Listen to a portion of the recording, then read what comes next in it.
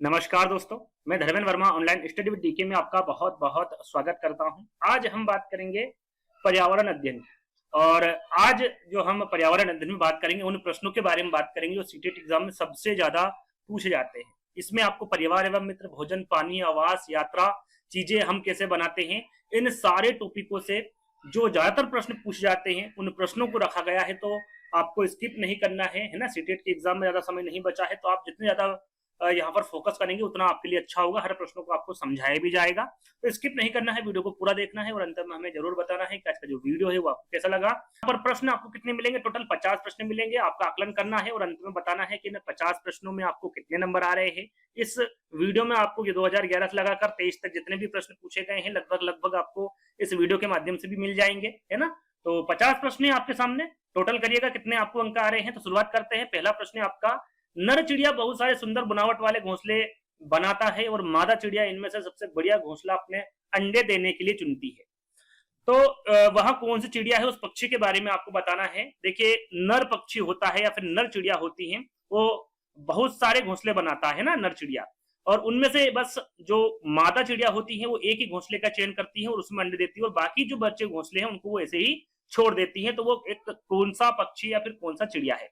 क्या वो बया है जिसे जुलाही चिड़िया कहते हैं, या इसे वीवर पक्षी भी कहा जाता है? क्या कहा जाता है इसे?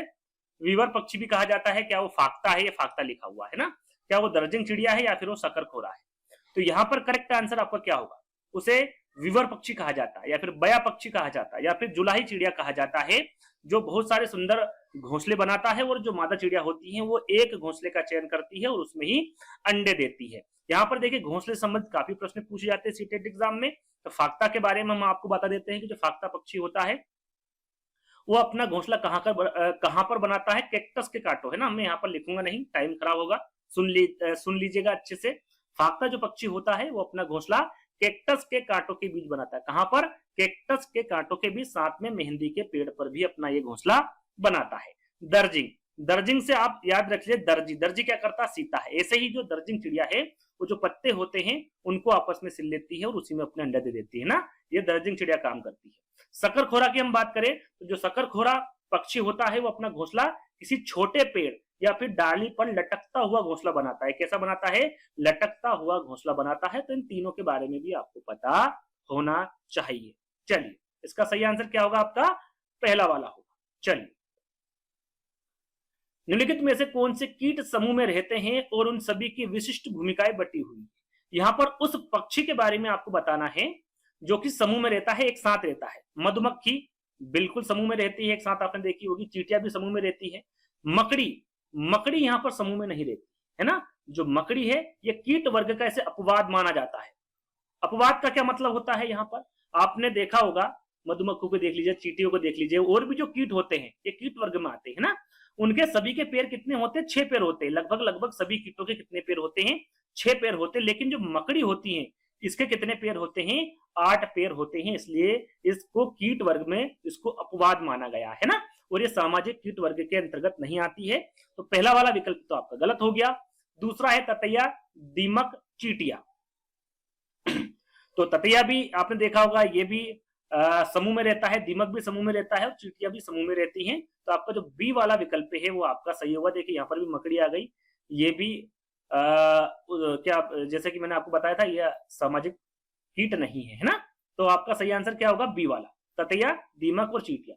बी वाला आपका करेक्ट आंसर होगा। चलिए, अगला प्रश्न। सॉरी, अगला प्रश्न है, मधुमक्खियों के छत्ते में मधुमक्खियों के बारे में निम्नलिखित में से कौन सा कथन सही नहीं है? जैसे कि मैंने अभी आपको बताया, मधुमक्खी क्या है? सामाजिक कीट, एक साथ रहना पसंद करती हैं। उसी प्रकार से यहाँ पर मधुमक्खी से संबंधित प्रश्न पूछा गया है और काफी बार ये पूछा गया है। तो इससे सारी जानकारी, जो मधुमक्खी से संबंधित जितनी भी जानकारी लिख करके आती है, इस तीसरे वाले प्रश्न में मैं आपको दे दूंगा, लेकिन मौखिक दूंगा, है ना। सुन लीजिएगा अच्छे से, क्योंकि लिखूंगा आपका समय खराब होगा, ज्यादा समय आपके पास नहीं बचा है। तो देखिए, यहाँ पर हम विकल्पों को पढ़ते हैं। पहला विकल्प है केवल रानी मक्खी ही सॉरी केवल रानी मक्खी अंडे देती है। देखिए, यहाँ पर नेगेटिव प्रश्न पूछा गया है ना। बिल्कुल रानी मक्खी ही अंडे देती है। पहला वाला विकल्प आपका करेक्ट है। श्रमिक मक्खी काम करने वाली नर मक्खी होती है। तो यहाँ पर देखिए पूछा गया कौन सा कथन सही नहीं है। तो जो श्रमिक मक्खी होती है वो नर मक्खी नहीं होती है। मादा मक्खी होती है ना। कौन सी होती है? मादा मक्खी होती है, इसलिए बी वाला आपका करेक्ट होगा, क्योंकि कौन सा कथन सही नहीं है ये पूछा गया था। छत्ते में कुछ ही नर मक्खियां होती हैं, बिल्कुल कुछ ही नर मक्खियां होती है।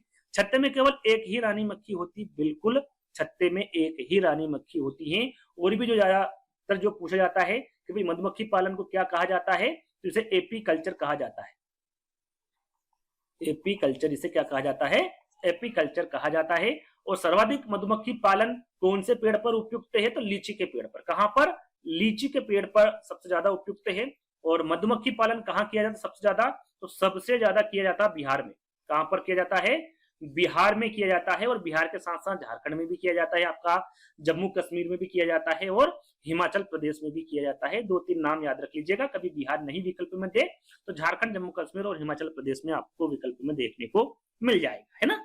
चलिए आगे इसके बारे में हम जाने तो मधुमक्खी क्या है? एक सामाजिक कीट है, जैसा कि मैंने आपको बताया, और ये कॉलोनी या फिर बस्ती में रहना पसंद करती है। साथ में हम बात करें कि मधुमक्खी एक छत्ते में लगभग कितना किलोग्राम शहद प्राप्त करती है, जैसे कि विकल्प दिए हुए इस प्रकार से विकल्प दे देंगे, आपको पता होना चाहिए लगभग 12 किलोग्राम। कितना? 12 किलोग्राम एक छत्ते में शहद प्राप्त हो जाता है मधुमक्खी के, ना, याद रखिएगा। और साथ में ये भी आपको याद रखना कि मधुमक्खी पालन के लिए सर्वाधिक उपयुक्त महीना कौन सा होता है?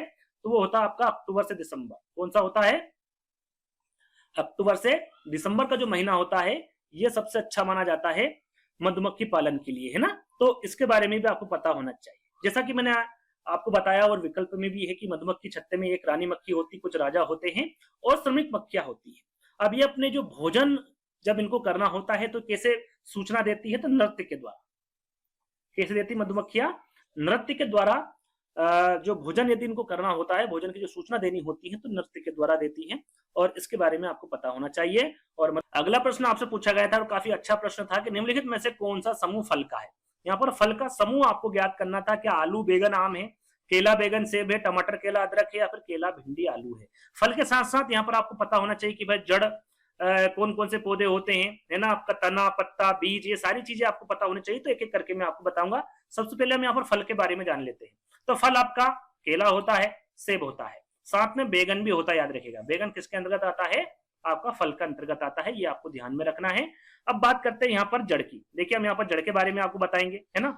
तने के बारे में आपको पता होना चाहिए, साथ में पत्ते के बारे में आपको पता होना चाहिए, कौन से पौधे होते हैं पत्ते के।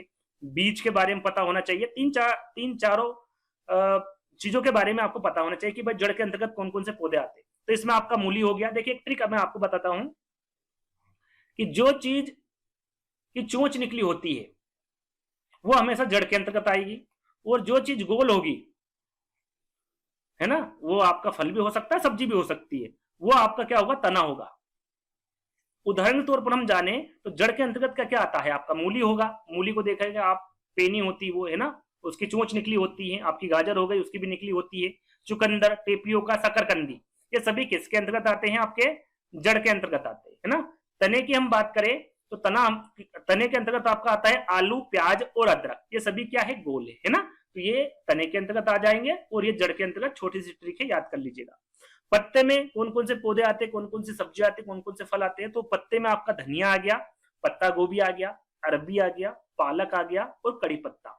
ये सभी के सभी पत्ते के अंतर्गत आते हैं, है ना, पत्ते के अंतर्गत। बीज की हम बात करें तो बीज के अंतर्गत आपका चना आ गया, बाजरा आ गया, सरसों आ गया, गेहूं भी आपका बीज के अंतर्गत आता है ना। उसके बाद में धान, फूल, सहजन, केला, कचनार फली, मटर, ये सभी के सभी बीज के अंतर्गत आते हैं। ये आपको पता होना चाहिए ना। सारी की सारी चीजें मैंने आपको बता दी, यहाँ पर लिखूंगा, ज्यादा समय आपका खराब होगा, ज्यादा समय आपका बचा नहीं है। सुन लीजिएगा आराम से, इत्मीनान से। एक बार नहीं सुनेंगे वीडियो को डाउनलोड कर लीजिएगा, बार बार सुनिएगा, आपको समझ में आ जाएगा। चलिए अगला प्रश्न। नीचे कक्षा 5 के 4 बच्चों के खून की जांच रिपोर्ट में उनके हीमोग्लोबिन स्तर के बारे में बताइए। देखिए यहाँ पर 4 बच्चों के नाम लिखे, अमर, राधिका, सुरजीत और मारिया। इसमें आपको बताना है कि इनमें से किन बच्चों में रक्त अल्पत्ता, एनीमिया। एनीमिया कब होता है? जब हीमोग्लोबिन की मात्रा कम होती है। अब यहाँ पर देखिए, ये आपको ध्यान में देना है कि किसकी बात की जा रही है? बच्चों की, क्योंकि बच्चों में हीमोग्लोबिन की मात्रा अलग होती है। आपके नवजात शिशु में अलग होती है, 1 सप्ताह के बच्चे में बदल जाती है, 1 महीने के बच्चे में बदल जाती है, और वयस्क में बदल जाती है। जो महिला और पुरुष के अलग अलग होते हैं, है ना। थोड़ा सा मैं यहाँ पर आपको समझाना चाहूंगा कि नवजात शिशु का तो मुझे लगता नहीं पूछेंगे, हम यहाँ पर सिर्फ बच्चे के आगे के बारे में बात करें। देखिए बच्चे की बात की जा रही है, तो इसमें जो हीमोग्लोबिन की मात्रा होती है वो होती है 11 से 13। यदि आपको ये हीमोग्लोबिन की मात्रा पता है ना, 11 से 13 डेसिबल होती है ना, कितनी होती है? 11 से 13 डेसिबल। तो आप इसका आराम से आंसर दे सकते हैं ना, ये आएगी आपकी बच्चों में। अब वयस्क, यहां पर हम बात करें वयस्क पुरुष के बारे में। वयस्क पुरुष जो कि 18 वर्ष से अधिक होते हैं नॉर्मली, है ना, उनका जो हीमोग्लोबिन होता है वो 14 से 18 होता है। कितना होता है? 14 से 18। और इसी में हम यदि महिला की बात करें तो महिला में जो अलग हीमोग्लोबिन होता है उसकी मात्रा होती है 12 से 16। कितनी होती है? 12 से 16। ये याद रख लीजिएगा, है ना, ये क्या आएगा आपका डेसिबल में आएगा, है ना, ये डी का मतलब डेसिबल होता है। चलिए, अब यहाँ पर बच्चों के बारे में पूछा गया है, तो भाई 11 से कम नहीं होना चाहिए। यदि आपका 11 से कम हीमोग्लोबिन है तो आपको एनीमिया हो सकता है। अब यहाँ पर देखेंगे कि भाई 11 से कम किस में है, आपका अमन में है, राधिका में है और मारिया में है ना। तो अमन, राधिका और मारिया कहां पर है? अमन, राधिका, मारिया फोर्थ वाले विकल्प में है, यही आपका करेक्ट आंसर होगा। आपको पता होना चाहिए। वयस्क पुरुष के बारे में पूछे, 14 से कम जिसमें है उसको एनीमिया हो सकता है, और जिसमें 12 से कम महिला है उसमें एनीमिया हो सकता है ना। तो ये रिपोर्ट के बारे में आप इस प्रकार से इसको समझ सकते हैं। तो डी वाला विकल्प आपका करेक्ट होगा। चलिए अगला प्रश्न, और काफी अच्छा प्रश्न है। निम्नलिखित में से आपको सही जोड़ी का मिलान करना है, और इसी प्रकार सीटेट एग्जाम में प्रश्न पूछे जाते हैं, और ये पूछा गया प्रश्न है। देखिए, एक तरफ राष्ट्रीय पार्क दे रखा है, एक तरफ भारत के राज्य, यानी कि कौन सा राष्ट्रीय पार्क किसमें है ना, कौन से राज्य में स्थित है? जिम कॉर्बेट, काजीरंगा, रणथंभौर और गिर। यहां पर कूट में आपको आंसर देना है। तो यहाँ पर 2-3 के बारे में भी आपको पता होगा, 2 के बारे में, 3 के बारे में, तो भी आप करेक्ट आंसर कर सकते हैं, है ना। तो हम सभी के बारे में बताएंगे एक एक करके। चलिए, तो यहां पर हम बात करें जिम कॉर्बेट की, तो जिम कॉर्बेट के बारे में किस किस को पता? सभी को पता होगा भाई, ये उत्तराखंड में है ना। सबसे पुराना राष्ट्रीय उद्यान है, 1936 में इसकी स्थापना हुई थी, किसकी? जिम कॉर्बेट की। और आपको बताना है कमेंट्स के माध्यम से, क्यूज दे रहा हूं कि इसका पुराना नाम क्या है जिम कॉर्बेट राष्ट्रीय उद्यान का, ये आप कमेंट्स के माध्यम से बताइएगा। काफी बार सीटेट एग्जाम में पूछा गया है कि जिम कॉर्बेट राष्ट्रीय उद्यान का पुराना नाम क्या है, ये आपको मेरे को कमेंट्स के माध्यम से बताना है, और अच्छे से और जल्दी बताना है ना। ध्यान रखिएगा, बताना है कमेंट्स के माध्यम से। आप वीडियो देख लेते हैं और बताते नहीं है, बताएंगे, कमेंट में जाएंगे। यदि आपको गलत जानकारी है कि भाई जिम कॉर्बेट को और कुछ नाम से जाना जाता है, कुछ बच्चे करेक्ट आंसर देते हैं, तो उनका भी आप देख सकते हैं, जिसको मैं लाइक कर दूंगा, समझ लीजिएगा कि उसने करेक्ट आंसर दिया है। काजीरंगा राष्ट्रीय उद्यान भाई कहां पर है? तो काजीरंगा राष्ट्रीय उद्यान आपका असम में है ना। रणथंभौर राष्ट्रीय उद्यान कहां पर है?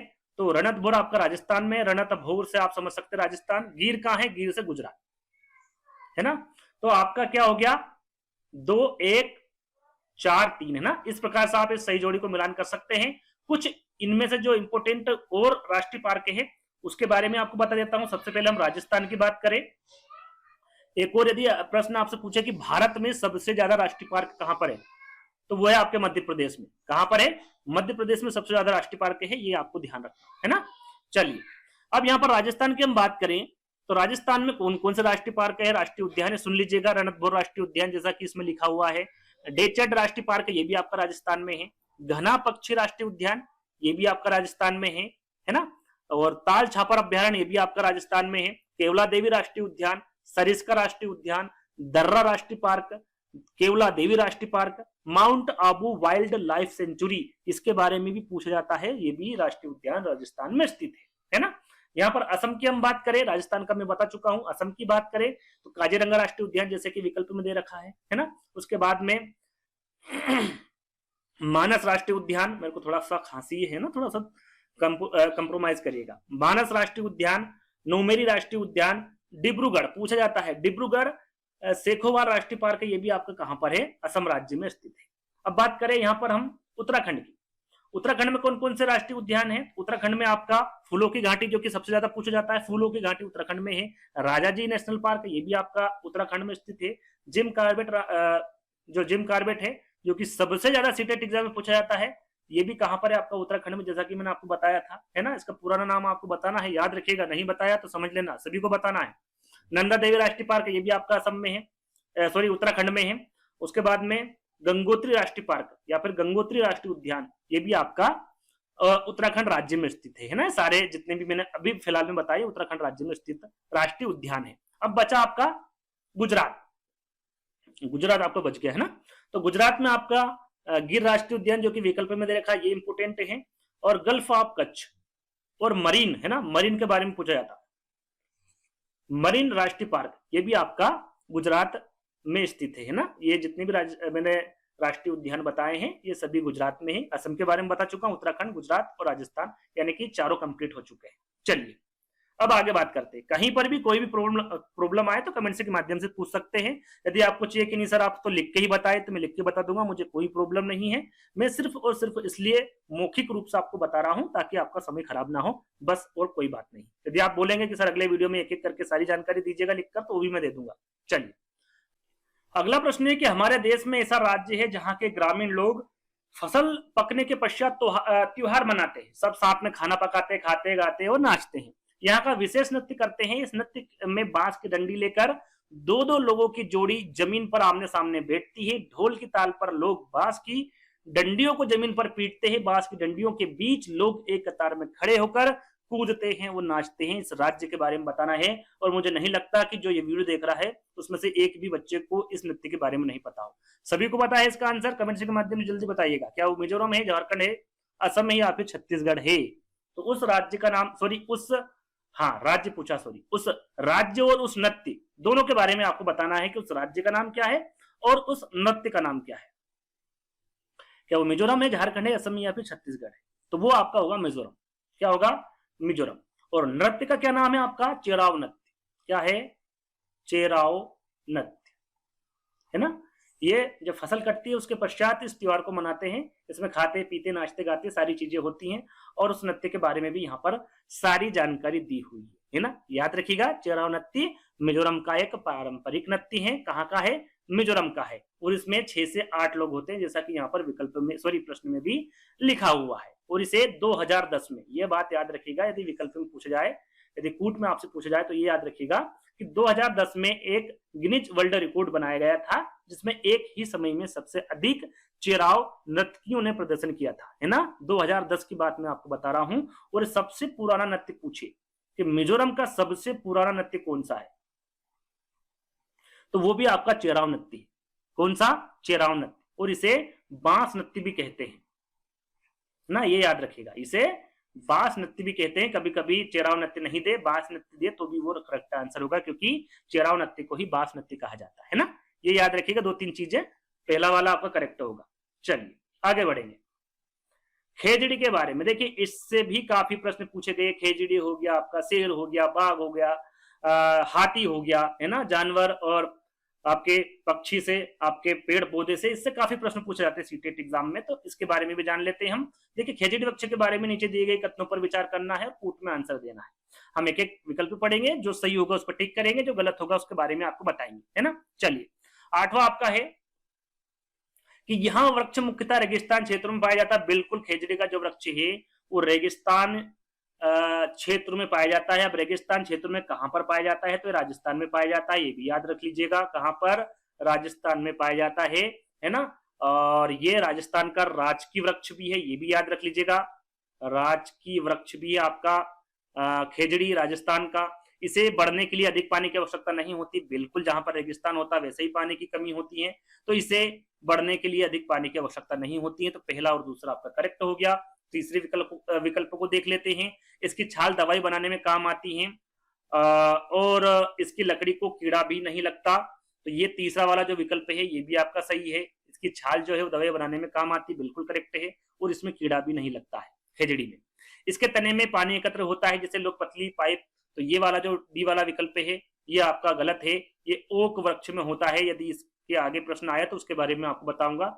ओक वृक्ष के बारे में होता है, ना कि खेजड़ी के। तो डी वाला आपका गलत है। या वृक्ष छायादार नहीं, बिल्कुल होता है छायादार, तभी रेगिस्तान में उगाया जाता है, उगता है। तो डी जो ई वाला है ये भी गलत होगा। सही क्या होगा आपका? ए, बी और सी।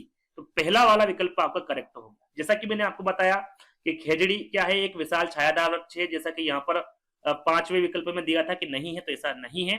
छायादार वृक्ष है और इसकी छांव में जो स्थानीय बच्चे होते हैं वो खेलते कूदते रहते हैं, और जो बुजुर्ग है वो बैठे रहते हैं ना उनकी छांव में। और जैसा कि मैंने आपको बताया कि राजस्थान का राजकीय वृक्ष है और खेजड़ी राजस्थान के थार रेगिस्तान में पाया जाता है। यदि ये पूछे कौन से रेगिस्तान में पाया जाता है, तो थार रेगिस्तान में पाया जाता है। कहां पर पाया जाता है, तो राजस्थान में पाया जाता है ना। खेजड़ी की जड़ें क्या होती है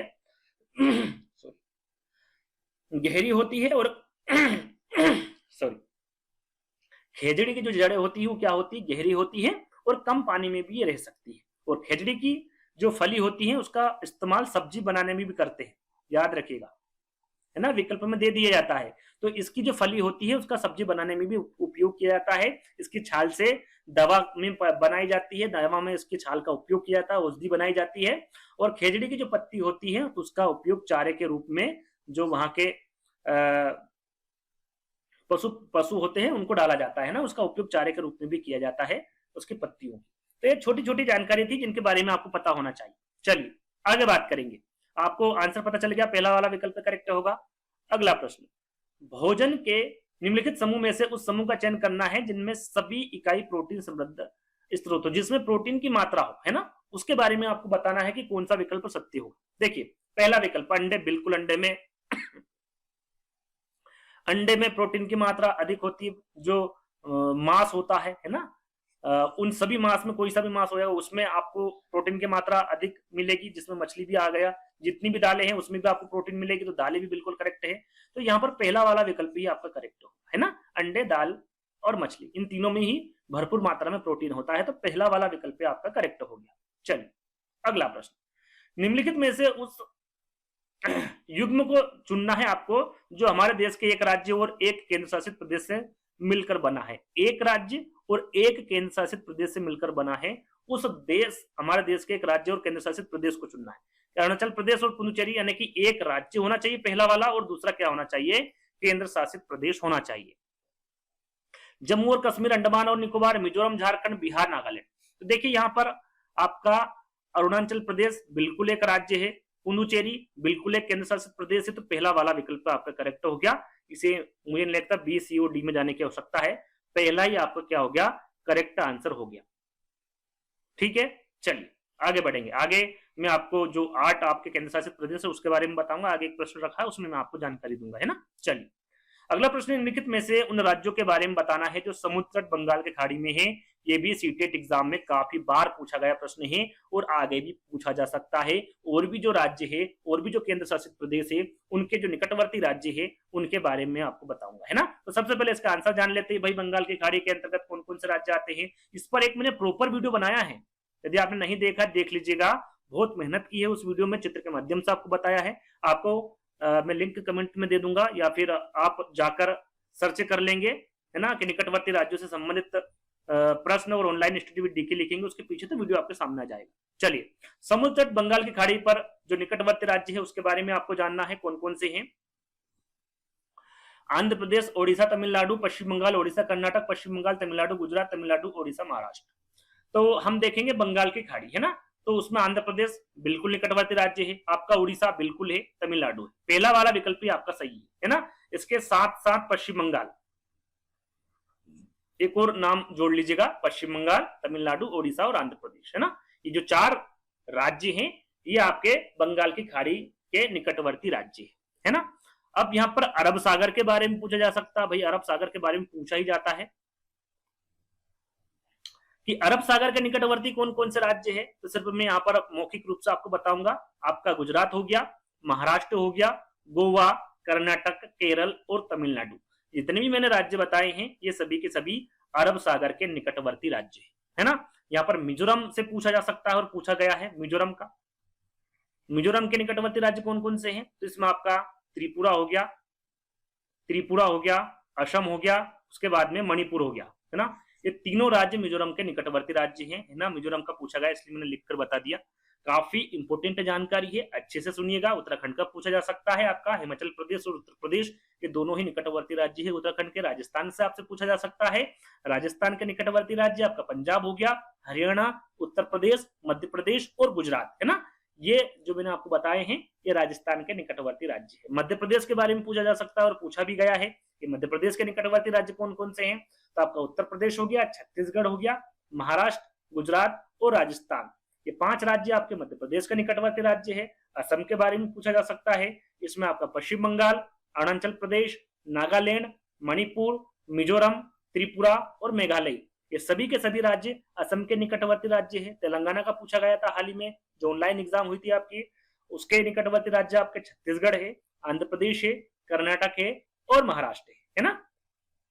ये मैंने 4-5 जो राज्य है और आपके बंगाल के खाड़ी है और अरब सागर के बारे में बता दिया है कि इनके निकटवर्ती राज्य कौन कौन से हैं। यदि वीडियो आपको प्रॉपर्ली देखना है तो उसको देख लीजिएगा, सारी चीज लिखकर बताई है और समझा कर बताई है, उस वीडियो को देख लीजिएगा। चलिए, पहला वाला विकल्प आपका करेक्ट होगा, ठीक है। चलिए अगला प्रश्न, मध्य प्रदेश के 3 समवर्ती राज्य, जैसे कि मैंने अभी आपको बताया था, क्या क्या बताया, जल्दी से कमेंट्स करिए, इसका आंसर क्या होगा भाई, अभी थोड़ी देर पहले बताया था। ऐसे ही आपको आपके सीटेट एग्जाम में प्रश्न देखने को मिलेंगे। मध्य प्रदेश के 3 समीपवर्ती राज्य, मैंने कितने बताए थे आपको 5 बताए थे, आपको यहां पर 3 ही बताना है। क्या उत्तर प्रदेश, छत्तीसगढ़, महाराष्ट्र, गुजरात, राजस्थान, बिहार है। उत्तर प्रदेश, राजस्थान, झारखंड है, गुजरात, पश्चिम बंगाल या फिर ओडिशा है। क्या है, थोड़ी देर पहले मैंने आपको क्या बताया था, मध्य प्रदेश का आपको उत्तर प्रदेश बताया था, है ना। उसके बाद में आपको छत्तीसगढ़ बताया था, उसके बाद में आपको मैंने महाराष्ट्र बताया था, महाराष्ट्र, उसके बाद में गुजरात बताया था और उसके बाद में आपको राजस्थान बताया था, है ना। अब इसमें से छांट लीजिए कौन से 3 राज्य हैं आपके। आपका देखिए उत्तर प्रदेश हो गया, छत्तीसगढ़ हो गया और महाराष्ट्र हो गया। पहला वाला विकल्प आपका करेक्ट हो, ये मध्य प्रदेश के 3 समवर्ती यानी कि निकटवर्ती राज्य। चलिए अगला प्रश्न, निम्नलिखित में से कौन से रोग मच्छरों द्वारा जनित है। मच्छरों द्वारा रोगों के बारे में आपको बताना है भाई, कौन सा रोग मच्छरों द्वारा होता है। निमोनिया, डेंगू, डेंगू लिखा हुआ है ना, खसरा, मलेरिया। निमोनिया के बारे में आपको बताया था, है ना, ये हीमोग्लोबिन की कमी से होता है, जैसा कि कुछ समय पहले ही इसके बारे में आपको बताया था निमोनिया के बारे में। डेंगू, खसरा, मलेरिया। अब बताइए इसका सही आंसर क्या होगा, कूट में आंसर देना है आपको, ए और बी, बी और सी, बी और डी या फिर ए और डी। डेंगू मच्छरों से फैलता है, मलेरिया मच्छरों से फैलता, खसरा नहीं फैलता। तो बी और डी, बी और डी कहां पर है, तीसरे वाले विकल्प में, और यही आपका करेक्ट आंसर होगा। चलिए कुछ समय मैं आपको इसलिए दे रहा हूं ताकि आपको सोचने समझने का वक्त मिले और आप आंसर को अच्छे से जान सके, है ना। तीसरा वाला विकल्प आपका करेक्ट होगा। चलिए अगला प्रश्न, अगला प्रश्न है, राज्य और नृत्य के सही युग्म का चुनाव कीजिए। यानी कि एक तरफ आपका राज्य दिया हुआ है, दूसरी तरफ नृत्य दिया हुआ है, इसमें सही कथन का हमें चयन करना है कि भाई सही कथन कौन सा है। कर्नाटक का जो आपका नृत्य है वो कथक है क्या, नहीं है। कर्नाटक का आपका जो नृत्य है वो कौन सा होगा, यक्षगान होगा, है ना। कथक किसका है, तो कथक आपका है केरल का, मैं यहां पर बताता भी जाता हूं आपका, कथक किसका, केरल का है। कर्नाटक का क्या है, यक्षगान है। तो पहला वाला विकल्प आपका गलत हो गया। दूसरा देखते हैं, दूसरा है आपका तमिलनाडु। तमिलनाडु का लावणी नहीं है, तमिलनाडु का जो नृत्य है वो आपका है भरतनाट्यम। कौन सा है, भरतनाट्यम, है ना, ये तमिलनाडु का लोक नृत्य है। लेकिन लावणी किसका लोक नृत्य है, तो इसके बारे में आपको पता होना चाहिए, महाराष्ट्र का है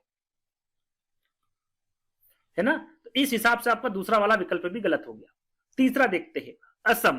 असम का सभी को पता है कि भाई असम का जो लोक नृत्य है वो क्या है, बिहू है। क्या है, बिहू है, ना कि बुइया, है ना। तो आपका जो तीसरा वाला विकल्प भी गलत है। बुइया कहाँ का है इसके बारे में आपको पता होना चाहिए। तो ये है आपका अरुणाचल प्रदेश का, कहाँ का है, अरुणाचल प्रदेश का, है ना, लोक नृत्य बुइया है।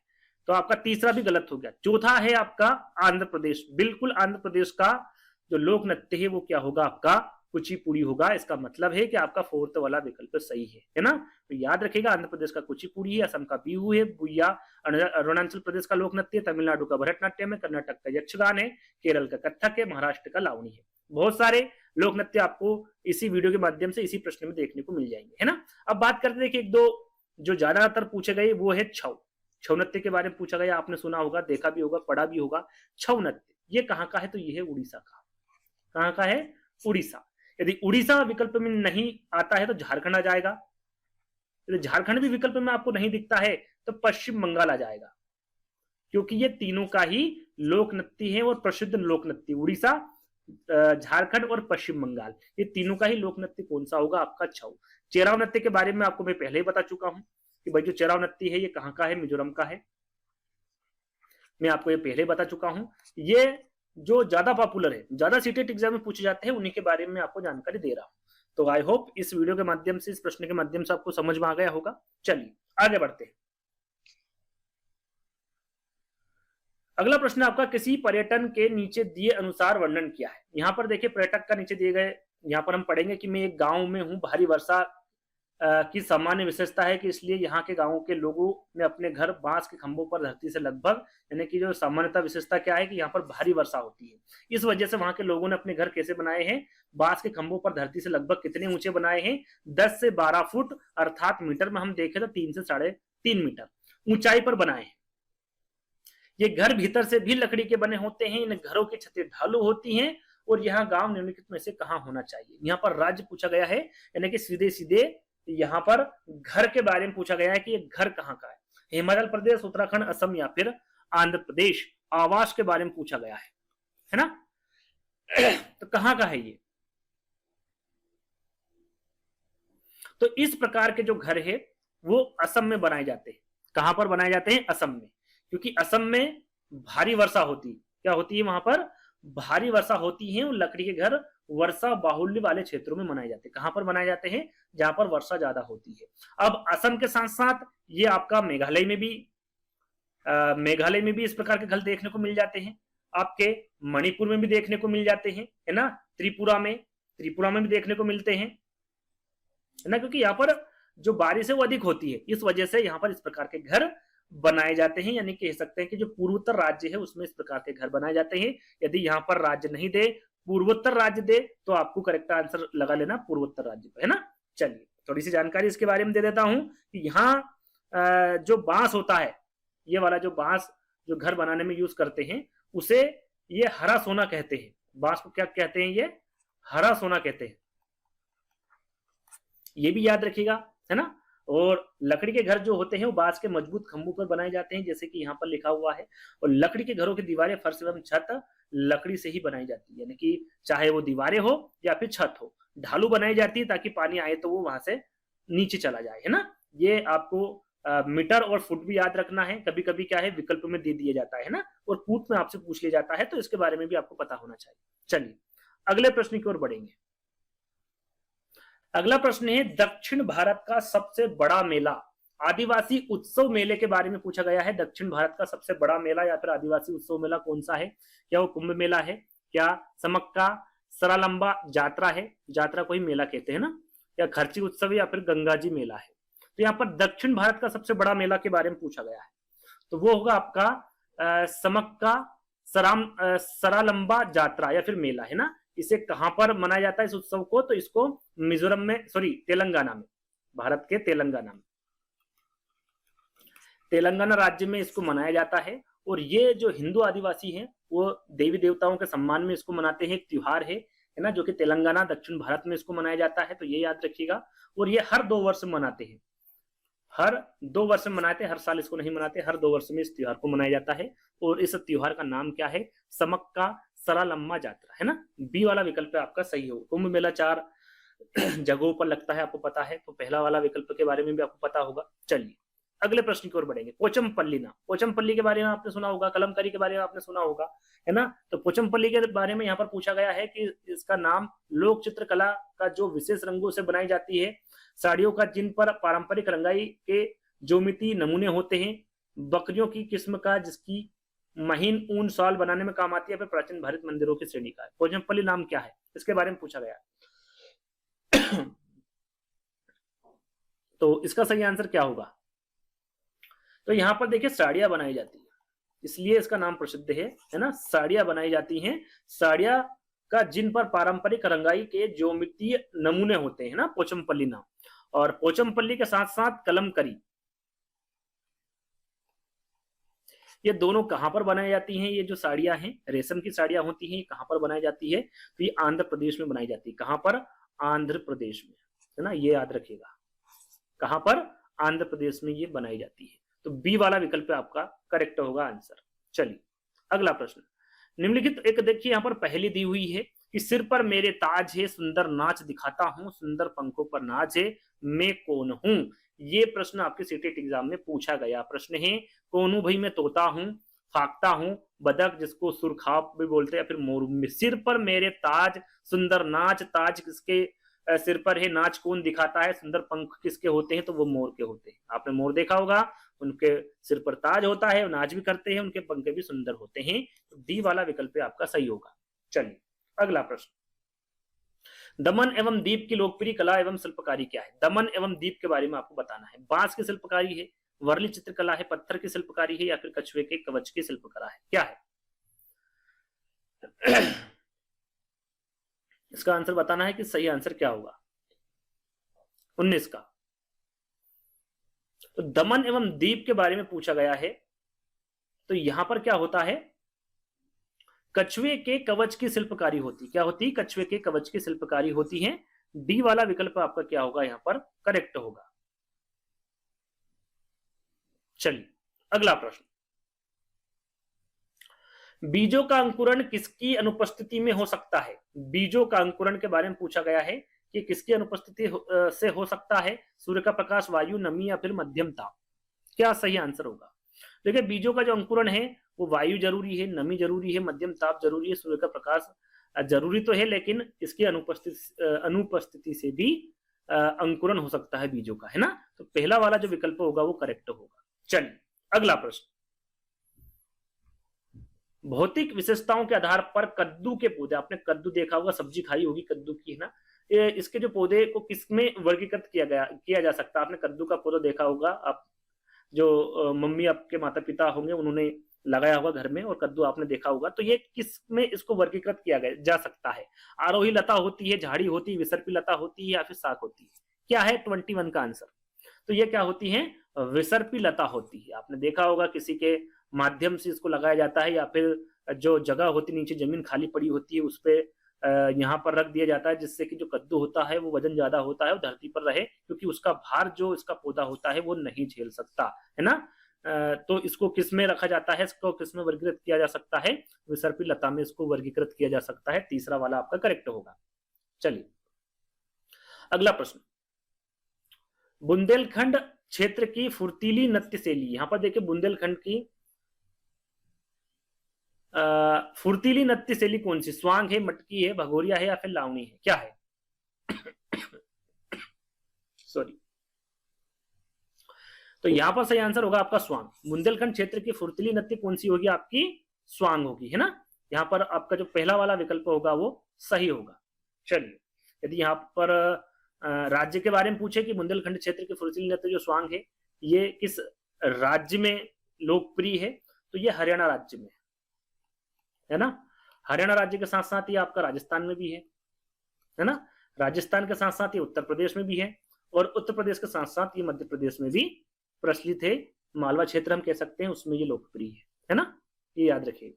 चलिए अगला प्रश्न, पौधे के संदर्भ में सही विकल्प को चुनना है, आपको पहचान करना है पौधे। देखिए 4 विकल्प दिया हुआ है, कूट में आपको आंसर देना है भाई क्या होगा। तो यहाँ पर देख लेते, पौधे भूक्षरण को रोकते हैं, बिल्कुल पौधे भूक्षरण को रोकते हैं। दूसरा विकल्प देखते हैं, मृत एवं सूखी पत्तियां उर्वरक एवं कीटनाशक बनाने के लिए प्रयक होती है, तो कीटनाशक बनाने में प्रयक नहीं होती है ना? पशु पौधों को आश्रय प्रदान करते हैं, तो पशु जो है वो पौधों को आश्रय प्रदान नहीं करते हैं, पौधे पशु को आश्रय प्रदान कर सकते हैं, ये ऐसा हो सकता है ना? अगला है, पौधे हम बीज प्रदान करते हैं, पौधे हमें बीज प्रदान करते हैं जिसमें से कुछ खाए जा सकते हैं, बिल्कुल पौधे हमें बीज प्रदान कर सकते हैं जिसमें से हम कुछ खा भी सकते हैं। तो पहला और चौथा किस कहां पर है? डी वाला विकल्प, और यहीं पर आपका सही आंसर होगा। चलिए अगला प्रश्न, पौधों के भागों तथा उनके कार्यों भूमिकाओं को नीचे बताया गया है, सबसे उपयुक्त कथन आपको पहचानना है। चारों में से सबसे उपयुक्त कथन कौन सा है? जड़ें पौधों को पत्तों से जोड़ती है, जड़ें पौधों को पत्तों से जोड़ती हैं, फल परागण में सहायता करते हैं, फूल पौधे के प्रजनन अंग होते हैं, या फिर पत्ते पौधे के ऊपरी भाग को सहारा देते हैं। यहाँ पर सबसे उपयुक्त कथन आपको बताना है, तो सबसे उपयुक्त कथन कौन सा होगा? जो फूल होते हैं वो पौधे को क्या करते हैं? प्रजनन अंग देते हैं, या फिर प्रजनन अंग होते हैं फूल पौधे के, है ना? तो आपका जो तीसरा वाला विकल्प होगा वो करेक्ट होगा, ये सबसे उपयुक्त कथन होगा, है ना? पौधों के भागों तथा उनके कार्यों के संबंध में। चलिए जो तीसरा वाला विकल्प होगा वो करेक्ट होगा। चलिए अगला प्रश्न, निम्नलिखित में से भारत के संघ शासित प्रदेशों का युगल चुनिए। यहाँ पर जो आपके केंद्र शासित प्रदेश है उनके बारे में बताना है, कौन सा। मिजोरम और लक्षद्वीप, मिजोरम राज्य है, आपका केंद्र शासित प्रदेश नहीं है, है ना। झारखंड और छत्तीसगढ़ दोनों ही राज्य है। लद्दाख और पुदुचेरी, बिल्कुल लद्दाख भी आपका केंद्र शासित प्रदेश के अंतर्गत आता है और पुदुचेरी भी आती है। जम्मू और कश्मीर, नागालैंड, यहाँ पर फोर्थ वाला विकल्प भी आपका गलत। देखिए यहाँ पर मैं आपको 8 केंद्र शासित प्रदेश के बारे में बता देता हूँ। नागालैंड आपका केंद्र शासित प्रदेश नहीं है। यहाँ पर आपका होगा दिल्ली, मैं मौखिक की आपको बता देता हूँ ना, लिख कर नहीं बता रहा हूँ। भारत के जो केंद्र शासित प्रदेश है उसमें आपका दिल्ली हो गया। कितने हैं केंद्र शासित प्रदेश? आपके 8 है, जिसमें दिल्ली है, जम्मू और कश्मीर है, लद्दाख है। जम्मू और कश्मीर को 2019 में ही बनाया गया था, आपको पता होगा। जम्मू और कश्मीर है, लद्दाख है आपका, अंडमान और निकोबार द्वीप समूह है, चंडीगढ़ है आपका, दादर और नगर हवेली एवं दमन और दीप है, लक्षद्वीप है और पुडुचेरी है ना। ये 8 प्रकार के आपके केंद्र शासित प्रदेश है जिनके बारे में आपको पता होना चाहिए, है ना। जम्मू और कश्मीर और लद्दाख, ये 2 जो केंद्र शासित है वो 2019 में इनको बनाया गया था, अक्टूबर माह में, है ना। जिनके बारे में आपको पता होगा, हाल ही में इनको बनाया गया है, यानी कि ज्यादा समय नहीं हुआ है। चलिए आगे बढ़ते हैं, इसका सही आंसर क्या होगा? आपका तीसरा वाला होगा। चलिए अगला प्रश्न, एक सांस्कृतिक उत्सव में श्रुति ने महाराष्ट्र की एक पारंपरिक साड़ी पोशाक पहनी थी जिसका नाम आपको बताना है। सीधा सीधा महाराष्ट्र की साड़ी के बारे में पूछा गया है, पोशाक के बारे में पूछा गया है ना। सॉरी, क्या वो बनारसी साड़ी है, नौवारी साड़ी है, कलमकारी है या फिर जामदानी है? कौन सी साड़ी है इसके बारे में आपको बताना है। तो ये होगी आपकी नौवारी। जो नौवारी साड़ी होती है ये एक एकल 9 गज की साड़ी, जिसे काष्टा साड़ी के नाम से भी जानते हैं। इसको काष्टा साड़ी के नाम से भी जानते हैं। कौन सी? काष्टा साड़ी के नाम से भी जानते हैं। और नौवारी याद रखिएगा, महाराष्ट्र की एक जो पोशाक है या फिर साड़ी है। बी वाला विकल्प आपका यहाँ पर सही होगा। बात करें हम यहाँ पर बनारसी साड़ी की, कलमकारी की, कलमकारी साड़ी के बारे में हम बात करें तो जो कलमकारी है ये आपकी आंध्र प्रदेश की प्रसिद्ध साड़ी है ना। उसके बाद में आपकी बनारसी साड़ी की हम बात करें तो ये आपका उत्तर प्रदेश की है, जो काफी प्रचलित है ना। कहाँ की है? उत्तर प्रदेश की है। तो यहाँ पर जामदानी भी है शायद, है ना। हाँ, जामदानी भी आपके विकल्प में है और ये पश्चिम बंगाल की है। कहाँ की है? पश्चिम बंगाल। जामदानी पश्चिम बंगाल की, कलमकारी आंध्र प्रदेश की, नौवारी आपकी महाराष्ट्र की, है ना, बनारसी आपकी उत्तर प्रदेश की। तो इनके बारे में आपको पता होना चाहिए कौन सी साड़ी कहाँ की पारंपरिक है या फिर प्रसिद्ध है। तो सही आंसर आपका क्या होगा? बी वाला होगा। चलिए अगला प्रश्न, बाल विवाह निषेध अधिनियम 2006 के अनुसार भारत में विवाह की न्यूनतम आयु क्या है? सभी को पता है कि भाई लड़कों की आयु कितनी होती है, लड़कियों की आयु कितनी होती है। लड़कियों की आयु आपकी 18 होती है और लड़कों की क्या होती है? 21 होती है। तो बी वाला करेक्ट होगा। लड़कियों की 18 और लड़कों की 21, है ना। चलिए अगला प्रश्न, निम्नलिखित में से कौन सा भारत का राष्ट्रीय वृक्ष है? यहाँ पर देखिए राष्ट्रीय वृक्ष के बारे में पूछा गया है। पीपल का वृक्ष, नीम का वृक्ष, बरगद का वृक्ष या फिर कदम्ब का वृक्ष? सभी को पता है और इस प्रकार के प्रश्न आपके सीटेट एग्जाम में देखने को मिलते हैं। तो राष्ट्रीय वृक्ष कौन सा होगा? आपका बरगद का वृक्ष होगा। कौन सा होगा? बरगद का वृक्ष। यहाँ पर राष्ट्रीय पशु के बारे में पूछे तो राष्ट्रीय पशु कौन सा है? तो वो आपका होगा बाघ। कौन सा होगा? बाघ होगा। ये पशु लिखा हुआ है ना, पशु। पक्षी के बारे में पूछे कि राष्ट्रीय पक्षी कौन सा है? तो वो होगा आपका मोर। क्या होगा? आपका मोर होगा। पुष्प के बारे में पूछे राष्ट्रीय पुष्प कौन सा है? तो वो होगा आपका कमल, है ना। राष्ट्रीय खेल के बारे में पूछे खेल क्या होगा? तो वो होगा आपका हॉकी। इसके बारे में आपको पता है ना। साथ में वृक्ष के बारे में मैंने आपको बता दिया क्या है, बरगद का वृक्ष है। और राष्ट्रीय नदी के बारे में पूछे, नदी के बारे में यदि पूछे तो आपको पता होना चाहिए गंगा नदी, है ना। तो चारों पांचों चीजों के बारे में आपको पता होना चाहिए, राष्ट्रीय पशु, राष्ट्रीय पक्षी, राष्ट्रीय पुष्प, राष्ट्रीय खेल और राष्ट्रीय नदी। चलिए यदि राष्ट्रीय लिपि के बारे में पूछा जा सकता है भाई सीटेट एग्जाम में, तो देवनागरी है लिपि। लिपि कौन सी होगी आपकी? देवनागरी, है ना। तो ये आपको पता होना चाहिए। चलिए आगे बढ़े, अगला प्रश्न है आपका चांगपा है। चांगपा क्या है? एक प्रकार की जनजाति होती है चांगपा, है ना। और इस जनजाति के बारे में पूछा गया है कि क्या ये ठंडे रेगिस्तान में रहती है, पहाड़ों पर रहती है, पठार पर या फिर नदियों पर। तो चांगपा जनजाति कहां पर रहती है इसके बारे में सीधा सीधा पूछा गया है। तो ये रहती है पहाड़ों पर, पहाड़ों पर निवास करती है। सीधा सीधा ये प्रश्न भी पूछा गया था सीटेट एग्जाम में कि भाई चांगपा जनजाति कहां पर निवास करती है। विकल्प में राज्यों के नाम दे रखे थे और उसमें एक था लद्दाख। जो कि अब केंद्र शासित प्रदेश है ना।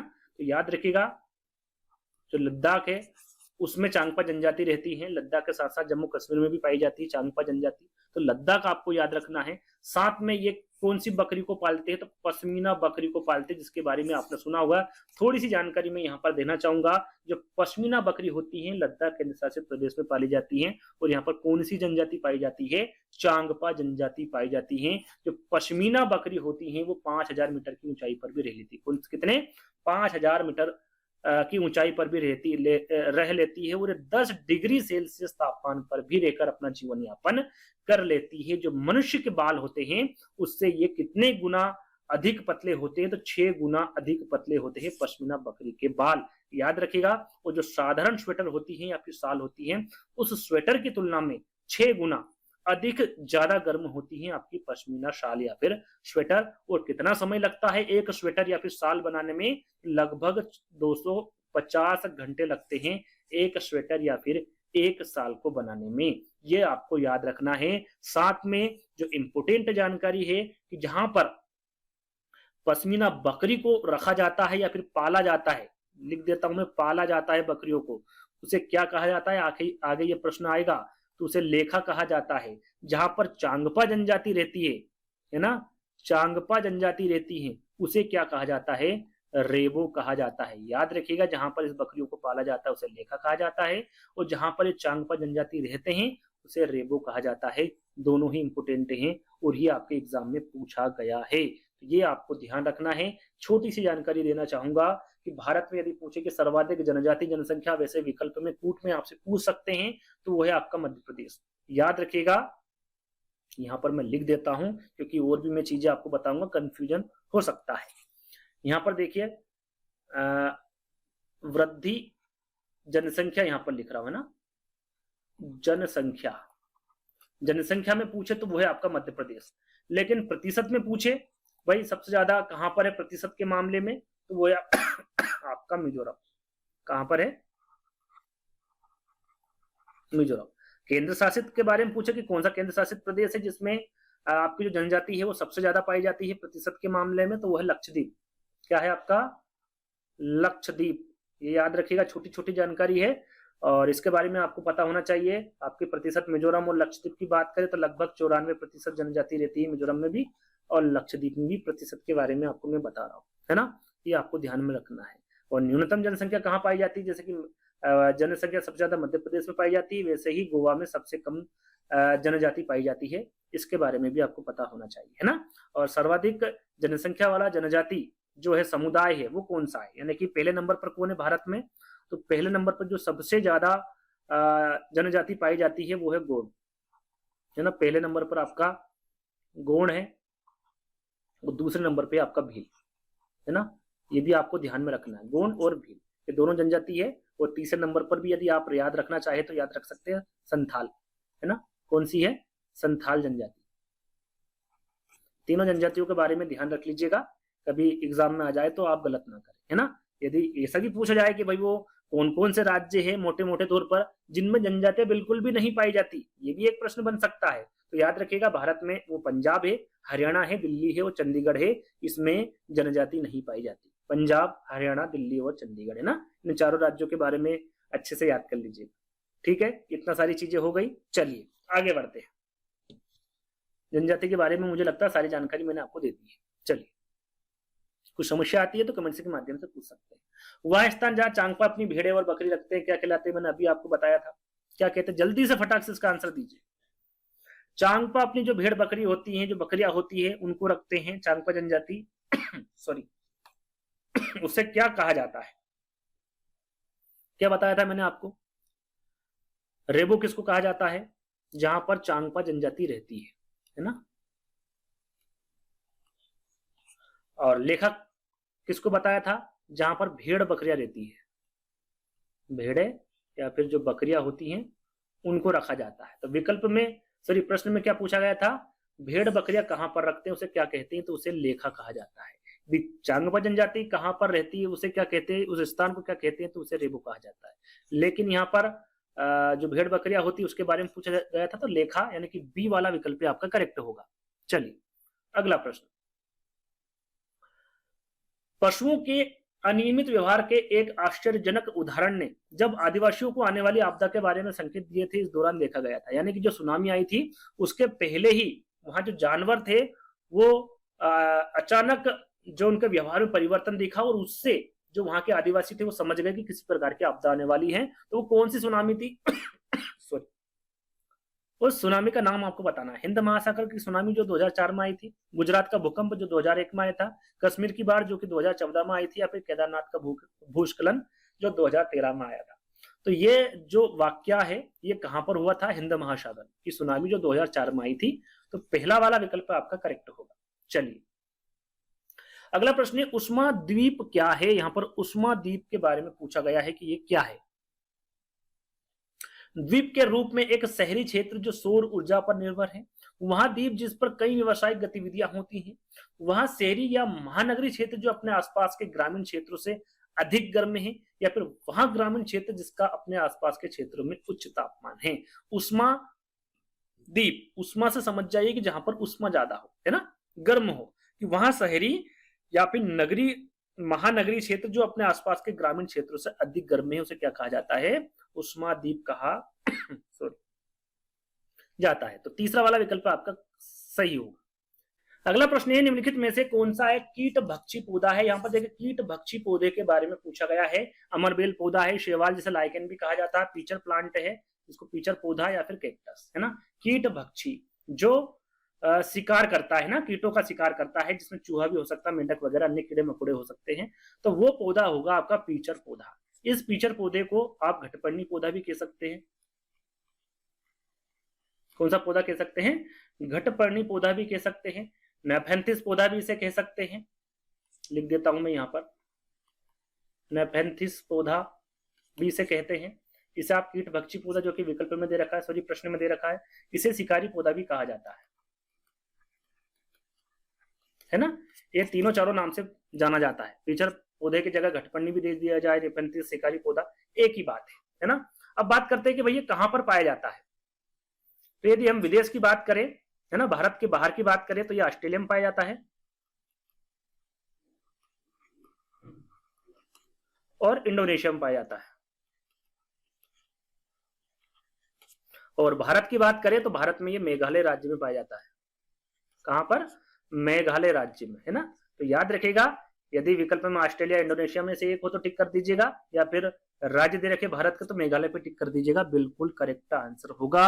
और ये जो घटपर्णी पौधा होता है ये शिकारी पौधा होता है, जैसे कि मैंने आपको बताया, चूहे, मेंढक, जो अन्य कीड़े मकोड़े होते हैं उनका ये शिकार करता है, इसलिए इसे शिकारी पौधा भी कहा जाता है। आपने देखा होगा इस पौधे को, एक घड़ेनुमा आकार का होता है, लंबे घड़ेनुमा आकार का, ऊपर एक पत्ती जैसा ढक्कन होता है, जैसे कोई कीड़ा मकोड़ा उसमें आता है तो ढक्कन बंद हो जाता है और उसी में वो कीड़ा मर जाता है, क्योंकि उसमें एक ऐसा तरल पदार्थ होता है जिससे कि वो बाहर नहीं निकल पाता, है ना। तो उसमें ही वो मर जाता है। तो अब ऐसा करता क्यों है?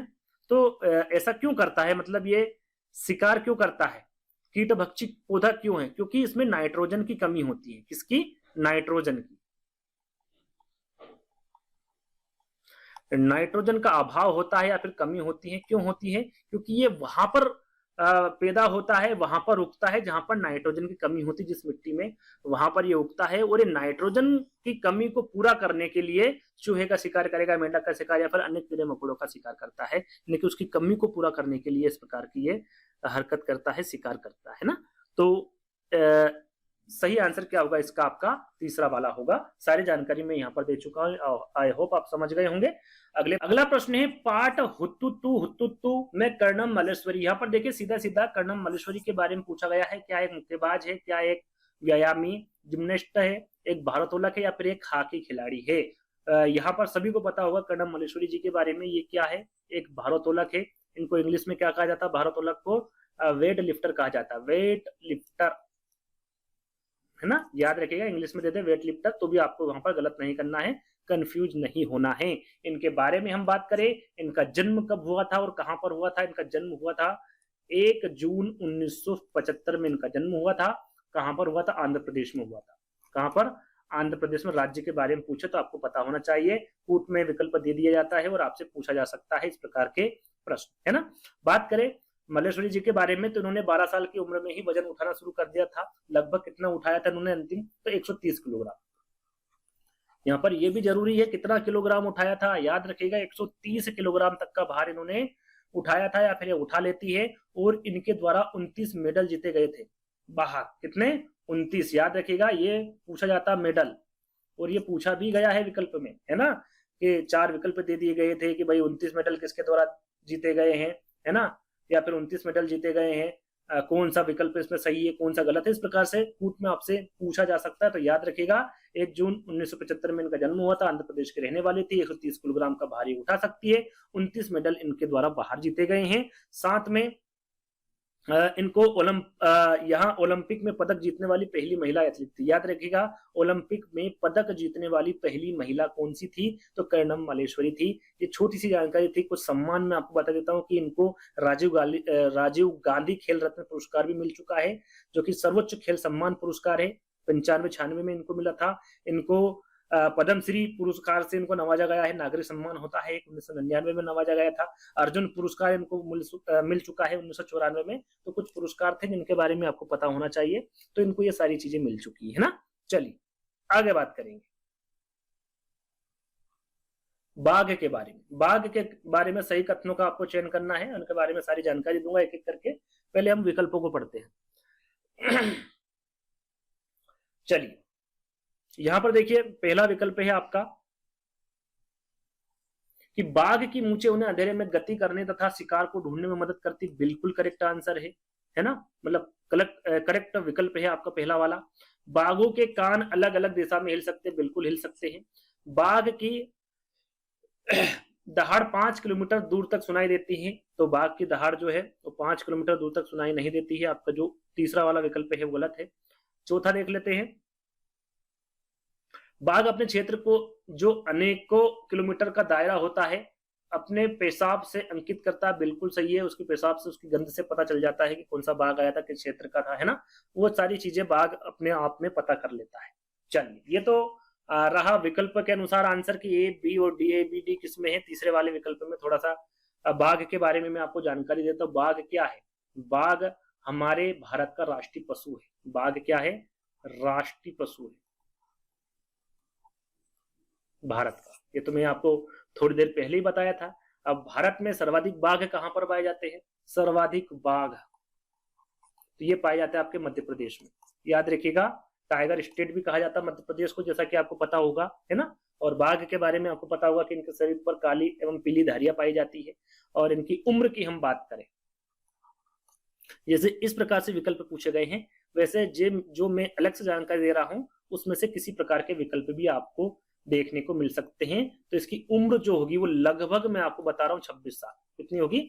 26 साल इसकी उम्र होगी। और बाघ अपने इलाके का जो निर्धारण जो कि फोर्थ वाले विकल्प में है वो किससे करता है? मूत्र के द्वारा करता है ना।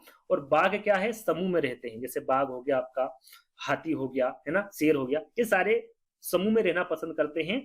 और इनके जो समूह का नेतृत्व करता है वो कौन करता है? जैसे हाथी का हथनी करता है, शेर को शेरनी करता है, वैसे ही बाघ का बाघिन करती है। कौन करती है? बाघिन। नेतृत्व करती जो नेता होती है वो कौन होती है? बाघिन होती है। और समूह में लगभग कितने बाघ होते हैं? तो समूह में लगभग होते 10 से 12 बाघ। कितने? 10 से 12 बाघों का समूह होता है। और बाघ को जो नर बच्चे होते हैं वो कितने समय में अपने समूह को छोड़ देते हैं? तो याद रखिएगा, बाघ के बच्चों का जो समय होता है वो 3 से 4 वर्ष का होता है। इतने वर्ष का जो समय होता है, इतने समय में अपना जो समूह है उसको छोड़ देते हैं, वो अकेले रहना पसंद करते हैं ना। और बाघ के जन्म के समय बच्चे का जो वजन होता है वो कितना होता है? 2 से 2.5 किलोग्राम का होता है। कितना? 2 से 2.5 किलोग्राम का इनका वजन होता है। और जो आपका तीसरा विकल्प था कि बाघ की दहाड़ 5 किलोमीटर दूर तक सुनाई देती है, तो 5 किलोमीटर नहीं, 3 किलोमीटर तक सुनाई देती है। कितना? 3 किलोमीटर। इसलिए आपका तीसरा वाला विकल्प यहाँ पर गलत होगा। साथ में बाघ अंधेरे में भी अपनी मूंछों के माध्यम से रास्ता बना लेता है, यानी कि अंधेरा है उसमें भी वो अपना रास्ता बना लेता है। किसके माध्यम से? मूंछों के माध्यम से। बाघ जो इंपोर्टेंट जानकारी है, जो कि सबसे ज्यादा पूछा गया है आपके सीटेट एग्जाम में, कि बाघ जंगल में पत्तियों में सरसराहट या हिलने के कारण को दूर से ही पहचान लेता है कि जो पत्तियों को हिलने या फिर सरसराहट है किसी जीव के कारण है या फिर हवा के कारण पत्तियां हिल रही है, पेड़ हिल रहा है। बाघ ऐसा इसलिए कर पाता है क्योंकि बाघ के कान कई दिशाओं या फिर चारों दिशाओं में गति कर सकते हैं, इस वजह से ये जानकारी वो ले सकता है। बाघ अंधेरे में मनुष्य से कितना गुना अधिक देख सकता है, तो 6 गुना अधिक देख सकता है। कितना गुना? 6 गुना अधिक देख सकता है बाघ। और साथ में एक और प्रश्न जो सबसे ज्यादा पूछा जाता है और आपको पता भी होना चाहिए कि बाघों की संख्या क्यों घट रही, किस कारण घट रही है, ये अंतिम प्रश्न आपसे पूछूंगा जिसके बारे में आपको बताना है। तो ये जो कारण है वो बाघों का अवैध शिकार हो सकता है, अवैध शिकार होता ही, और प्राकृतिक आवास का निवास, ये दोनों ही कारण सबसे ज्यादा हो सकते हैं बाघों की आबादी तेजी से जो घट रही है उसका, है ना। और बाघों के संरक्षण के लिए भारत सरकार द्वारा कौन सा नेशनल पार्क बनाया गया है, कहां पर बनाया गया है, कब बनाया गया है, तो हम बात करें नेशनल पार्क की तो Corbett national park, Corbett national park, है ना। इसके बारे में आपको बता चुका हूं। ये कब बनाया गया था? टाइगर प्रोजेक्ट जिसको हम बोलते हैं, टाइगर प्रोजेक्ट बनाया गया था 1973 में। इसका निर्माण, इसकी स्थापना हुई थी 1936 में, लेकिन इसको टाइगर प्रोजेक्ट कब बनाया गया था? 1973 में बनाया था। और ये कहां पर है?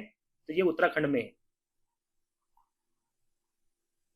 है ना, कार्बेट नेशनल पार्क है ना, ये याद रखिएगा। तो ये सारी जानकारी आपको पता होनी चाहिए, जितनी भी मैंने जानकारी दी बाघ की ही सारी जानकारी है, तो आई होप आपको समझ में आ गया होगा। आगे हम पढ़ेंगे। गोलकुंडा किले का निर्माण किया गया था, किसके द्वारा किया गया था? हैदराबाद के निजामों द्वारा, मुगलों द्वारा, कुतुब शाही सुल्तानों द्वारा या फिर दिल्ली सल्तनत के शासकों द्वारा, किसके द्वारा किया गया था गोलकुंडा किले का निर्माण?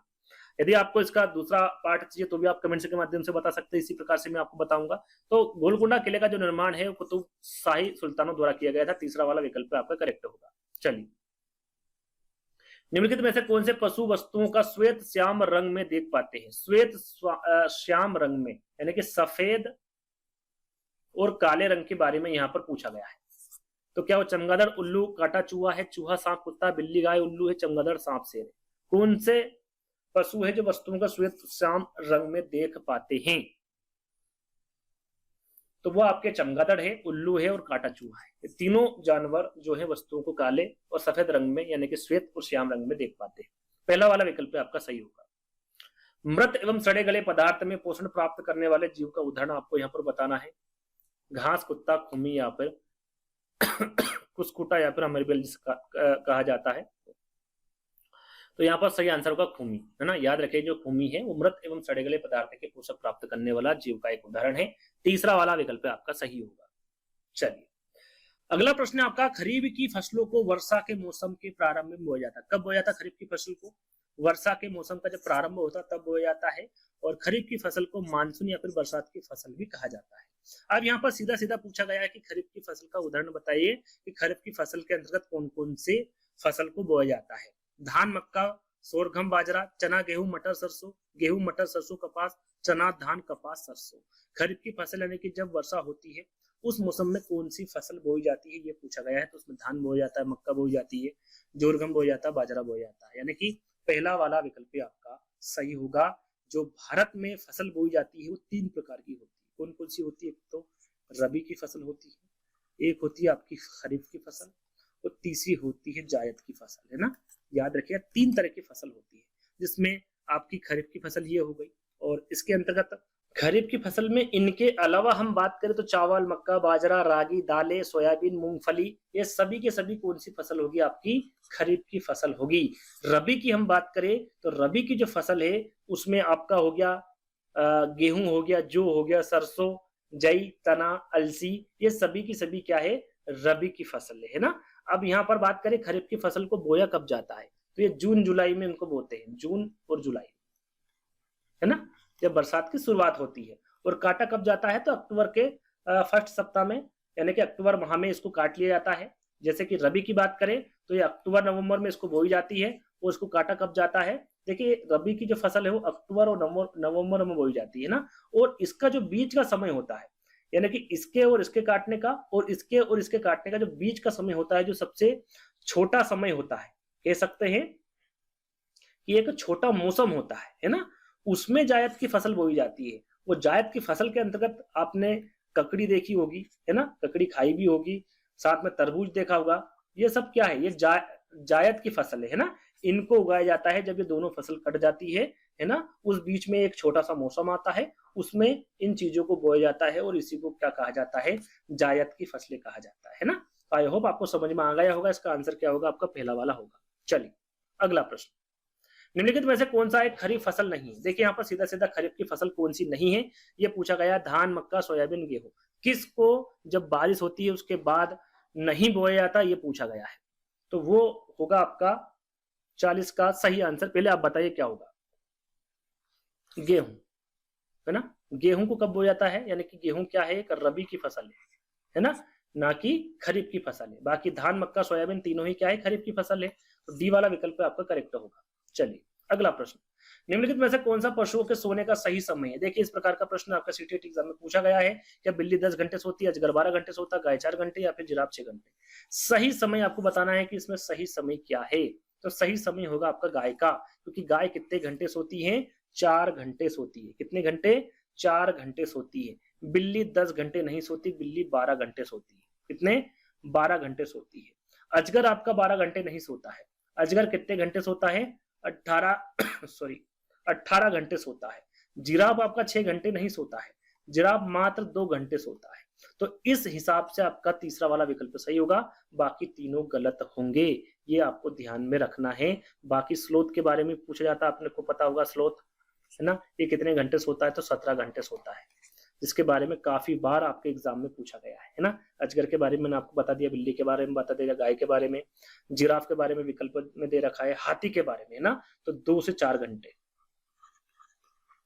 4 घंटे इसका सही है ना। 4 घंटे विकल्प में हो तो आप फटाक से लगा दीजिएगा, आपका सही आंसर होगा है ना। तो तीनों चारों जो मैंने बताए हैं इनके बारे में अधिकतर पूछा जाता है, तो यहाँ पर तीसरा करेक्ट आंसर होगा। चलिए, किसी पर्यटक के द्वारा नीचे दिए गए विवरण पर विचार करना है आपको। इस क्षेत्र में गांव के लोग अपने घर मोटी दीवारों के बनाते हैं और इन दीवारों को मिट्टी से पोतते हैं। इन घरों की छतें कटीली झाड़ियों से बनाई गई है। यहाँ के क्षेत्र में वर्षा बहुत कम होती है, यानी गर्मी होती है ना। जहाँ पर गर्मी होती है उस राज्य का यहाँ पर नाम पूछा गया है, उस क्षेत्र का नाम पूछा गया है। कौन सा है वो क्षेत्र, हरियाणा, छत्तीसगढ़, गुजरात या फिर राजस्थान। बहुत ही सरल प्रश्न है, आपने विकल्प देखकर ही आंसर का पता लगा लिया होगा। वो है राजस्थान। यहाँ पर गर्मी अधिक होती है। यहाँ पर जो खेजड़ी वृक्ष है वो पाया जाता है, जैसा कि मैंने थोड़ी देर पहले ही बताया था, इस वीडियो में बताया था है ना। यहाँ पर गर्मी अधिक पड़ती है, इसलिए इसके जो घर होते हैं वो अपने जो मिट्टी होती है उसके होते हैं, और दीवारें कैसी होती है, मोटी होती है ना। तो ये कहाँ के घर हैं, तो ये राजस्थान के घर है। इसके बारे में मैंने आपको बताया भी था। तो इसका सही आंसर क्या होगा, आपका 4th वाला होगा। चलिए अगला प्रश्न, उष्णकटिबंधीय वर्षा वन पाए जाते हैं। भाई ये कहां पर पाए जाते हैं, असम में, राजस्थान, गुजरात में या फिर मध्य प्रदेश में। तो यहाँ पर आपका करेक्ट आंसर होगा असम में। उष्णकटिबंधीय वर्षा वन कहां पर पाए जाते हैं, आपके असम में पाए जाते हैं ना। चलिए अगला प्रश्न, कक्षा 4 में पाठ भोजन 7 कन्ना में बोरा एक सामान्य किस्म। बोरा क्या है भाई, गेहूं की किस्म है, फसल की, सब्जी की या फिर धान की। सभी को सभी को पता है, एक प्रकार की धान की, यानी कि जो आपके चावल होते हैं, चावल का नाम है बोरा। और ये कहाँ की किस्म है, मतलब कहाँ पर होती है ये, तो ये होती है आपकी असम में है ना। बोरा चावल मुख्य रूप से असम में गर्मी के मौसम में होते हैं। कब होते हैं ये, गर्मी के मौसम में होते हैं, याद रखिएगा। बात करें, एक होता है आपका, देखिए अमारा के बारे में पूछा जाता है। अमारा भी आपका एक प्रकार का चावल है। उसके बाद में अंजलि के बारे में पूछा जाता है, अंजलि भी एक प्रकार का चावल है। अन्नदा का बारे में पूछा जाता है, ये भी एक प्रकार का चावल है। तो ये तीनों ही जो, ये याद रखिएगा क्या है, ये इसकी किस्में चावल की है ना। ये कहाँ पर पाए जाते हैं, तो ये उड़ीसा में पाया जाता है ना। एक पाया जाता है कतरनी, कतरनी चावल के बारे में पूछा जाता है ना। तो कतरनी क्या है, एक प्रकार का चावल का सामान्य किस्म है। और ये कहां पर पाया जाता है, तो ये बिहार में पाया जाता है ना। लिट्टी चोखा याद आया है ना, लिट्टी चोखा, कतरनी चावल। तो ये आपको याद रखना है, बिहार में पाया जाता है, उड़ीसा में, और ये असम में पाया जाता है आपका बोरा चावल है ना। ये छोटी सी जानकारी थी, इसके बारे में आपको पता होना चाहिए। चलिए अगला प्रश्न, हम अंतिम छोर पे हैं। तो वीडियो तो अभी तक आपने लाइक नहीं किया तो लाइक करना है, वीडियो को शेयर कर देना है वीडियो को, और चैनल को सब्सक्राइब कर लेना है। चलिए अगला प्रश्न है, नौसेना के जहाज में लीडर द्वारा पूरी परेड में दिए जाने वाले निर्देशों की संख्या कितनी है? आपने लेफ्टिनेंट कमांडर वहीदा प्रिज्म के बारे में सुना होगा, एक पार्ट है एनसीईआरटी बुक में, उसके बारे में आपने पढ़ा भी होगा। ये नौसेना में डॉक्टर थी, इसमें नौसेना में ये डॉक्टर थी, है ना, और ये परेड का नेतृत्व करने वाली पहली महिला थी। कौन सी? एक बार फिर नाम बता देता हूँ, लेफ्टिनेंट कमांडर वहीदा प्रिज्म। ये याद रखिएगा क्योंकि ये 4 विकल्प देकर आपसे कोर्ट में आंसर पूछे जा सकते हैं ना। और ये थनमंडी जो कि जम्मू कश्मीर के राजौरी जिले में स्थित है, इसमें रहने वाली एक छोटा सा गांव था ये थनमंडी, जिसमें ये रहते थे, और वहां से निकलकर इन्होंने इतना बड़ा पद ग्रहण किया और ये भारतीय नौसेना में डॉक्टर बनी, है ना। और ये अपने स्कूल के दिनों में वहां पहाड़ी पर चढ़ती थी, और एक गर्ल गाइड थी। क्या थी ये? गर्ल गाइड थी। आगे इस पर एक प्रश्न आएगा। साथ में आपको पता होना चाहिए कि इन्होंने 5 साल तक पढ़ाई की और एमबीबीएस जम्मू मेडिकल कॉलेज से इनके द्वारा पढ़ाई की गई और वहीं पर ये डॉक्टर बनी गई, है ना। ये छोटी सी जानकारी थी इनके बारे में, ये पता होना चाहिए। साथ में यहाँ पर संख्या पूछी गई थी, तो संख्या कितनी थी? 36। कितनी थी? नौसेना के जहाज में लीडर द्वारा पूरी परेड में दिए जाने वाले निर्देशों की संख्या कितनी थी? 33, 36 थी। चलिए अगला प्रश्न, विश्व जल दिवस निम्नलिखित में से किस दिन मनाया जाता है? विश्व जल दिवस 5 जून, 22 मार्च, 22 अप्रैल या फिर 22 जून? जल्दी से बताएं फटाफट, विश्व जल दिवस कब मनाया जाता है? सही आंसर क्या होगा? 22 मार्च। 22 मार्च को विश्व जल दिवस मनाया जाता है। 5 जून को क्या मनाया जाता है? विश्व पर्यावरण दिवस,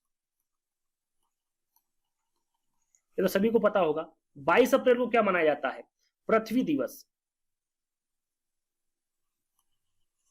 है ना। 22 जून को क्या मनाया जाता है? 22 जून को विश्व वर्षा वन दिवस, विश्व वर्षा वन दिवस मनाया जाता है। तो चारों के बारे में आपको पता होना चाहिए, है ना। 5 जून को विश्व पर्यावरण दिवस, 22 मार्च को विश्व जल दिवस, 22 अप्रैल को पृथ्वी दिवस और 22 जून को विश्व वर्षा वन दिवस, है ना। तो यहां पर सही आंसर क्या होगा? आपका बी वाला होगा। चलिए अगला प्रश्न, जल संवर्धन एक प्रकार की उद्यान कृषि है तथा जल कल्चर का उच्च समुच्चय है जिसके अंतर्गत पौधों की फसल सामान्यतः बिना की होती है। किसके बिना होती है? मिट्टी, मृदा के, जल के, पोषक तत्व के या सूर्य के प्रकाश के? यह प्रश्न थोड़ी देर पहले भी मैंने आपको बताया था। तो देखिए मैंने क्या बताया था आपको, प्रश्न को थोड़ा सा एक बार फिर पढ़ लेते हैं। जल संवर्धन एक प्रकार की उद्यान कृषि है तथा जल कल्चर का उप समुच्चय है जिसके अंतर्गत पौधों की फसल सामान्यतः बिना की होती। किसके बिना की होती? तो मिट्टी या फिर मृदा के बिना की होती है ना। पहला वाला विकल्प आपका यहां पर क्या होगा? करेक्ट होगा। चलिए अगला प्रश्न, किस उपकरण द्वारा वर्षा का मापन किया जाता है, उसे क्या कहते हैं? वर्षा का मापन, हाइग्रोमीटर, हाइड्रोमीटर, रेंज गेज या फिर बैरोमीटर? तो यहां पर सही आंसर होगा आपका रेन गेज।